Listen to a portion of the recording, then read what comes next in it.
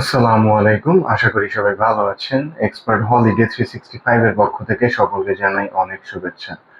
আজকে আপনাদের সাথে যে বিষয়টি নিয়ে কথা বলবো সেটি হচ্ছে, আপনারা অনেকেই জিজ্ঞাসা করে থাকেন যে বর্তমান সময়ে কানাডা, সেনজেন এগুলোর রেশিও অনেক ভালো আছে। এগুলোর পাশাপাশি আপনাদের জিজ্ঞাসা থাকে যে বর্তমানে অস্ট্রেলিয়ার অবস্থাটা কি? অস্ট্রেলিয়ার ভিসার রেশিও বা বর্তমানে আপডেটস বা অস্ট্রেলিয়া নিয়ে আপনাদের কিছু জিজ্ঞাসা থাকে। সো আজকের আলোচনা মূলত অস্ট্রেলিয়া ট্যুরিস্ট ভিসা নিয়েই। সো প্রথমেই বলে নিই, অস্ট্রেলিয়া ট্যুরিস্ট ভিসা আপনি চাইলে বর্তমান সময়ে বা যে কোনো সময়ই অ্যাপ্লাই করতে পারেন। বিকজ অস্ট্রেলিয়া ট্যুরিস্ট ভিসা রেশিওটা সবসময় একই থাকে। এবং পজিটিভ দিকটা হচ্ছে, আপনার ডকুমেন্টস যদি প্রপারলি সাবমিশন হয় তাহলে আপনার ভিসা হয়ে যাওয়ার পসিবিলিটিটা অনেক বেশি থাকে। এটা থাকার কারণটা হচ্ছে, অস্ট্রেলিয়ার ভিসা সাবমিশন বা ভিসা অ্যাপ্লিকেশন সাবমিট আপনি করবেন, তারা যখন চেক করবে পুরোটা আপনার ডকুমেন্টস বেস, তাদের চেকিংটা হবে। সো তারা যখন আপনার ডকুমেন্টসটা ম্যাচড এবং প্রপারলি অ্যারেঞ্জড এবং অথেন্টিক পাবে, তখনই হচ্ছে কি আপনার ভিসা হয়ে যাওয়ার পসিবিলিটিটা বেড়ে যাবে। সো আপনাদের ভিসা নিশ্চিত করার জন্য বা ভিসা অ্যাপ্রুভালের জন্য যে জিনিসটি করতে হবে সেটি হচ্ছে, আপনার ডকুমেন্টস গুলোকে প্রপারলি অ্যারেঞ্জ করতে হবে এবং অথেন্টিসিটি মেনটেন করার জন্য আপনার হচ্ছে আপনার ডকুমেন্টস গুলোকে সঠিকভাবে সাজিয়ে দেন সাবমিট করতে হবে। সো আপনি যে জিনিসটা করবেন, সো প্রথমেই আপনার সব থেকে ইম্পর্টেন্স যে জিনিসটা দিতে হবে সেটি হচ্ছে, আপনার প্রফেশনাল ডকুমেন্টসটাকে আপনার সব থেকে প্রাধান্য দিতে হবে।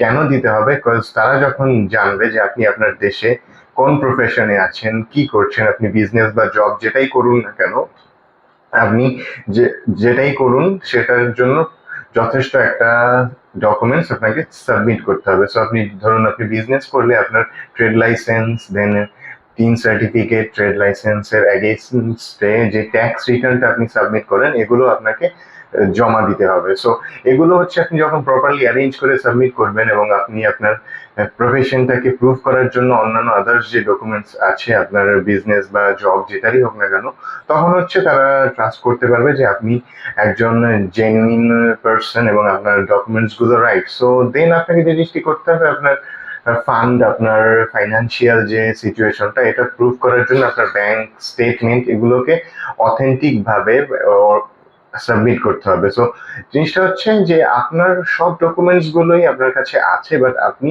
ওটা যদি প্রসেস না করে সাবমিট করেন, যদি এলোমেলো ভাবে জাস্ট সাবমিট করে দেন, তো সেক্ষেত্রে ঝামেলাটা হবে, আপনার ভিসা রিজেকশনের কারণ হয়ে দাঁড়াতে পারে। সো অস্ট্রেলিয়ার ক্ষেত্রে একটা মজার ব্যাপার হচ্ছে যে অস্ট্রেলিয়ার কোনো লিমিটেশন নেই যে আপনি এ কয়টা ডকুমেন্ট সাবমিট করতে হবে বা এ কটা আর বেশি পারবেন না। So you get to choose যে আপনি কোন ডকুমেন্টস গুলো সাবমিট করতে পারেন, আপনার কাছে কোন ডকুমেন্টস গুলো আছে। সো এমন নয় যে আপনি যা আছে সবকিছু সাবমিট করে দিবেন। সো আপনি ডিসাইড করতে পারবেন যে কোন ডকুমেন্টসটি ইম্পর্টেন্ট আমার প্রফেশন, আমার ফাইন্যান্সিয়াল স্ট্যাটাস এগুলো প্রুভ করার জন্য। সো আপনি এভাবে ডিসাইড করে, আপনি ফাইন্ড আউট করে যদি সকল ডকুমেন্টস গুলো সাবমিট করেন, তাহলে আপনার ভিসা হয়ে যাওয়ার পসিবিলিটিটা বেড়ে যাবে। আর একটা জিনিস যেটা ইম্পর্টেন্ট, অস্ট্রেলিয়া তাদের ভিসা চেকিং বা বলেন বা আপনার ভিসা অ্যাপ্লিকেশন চেক করার সময় যে জিনিসটাকে সব থেকে ইম্পর্টেন্স দেয় সেটি হচ্ছে আপনার ট্রাভেল আইটিনারিটা।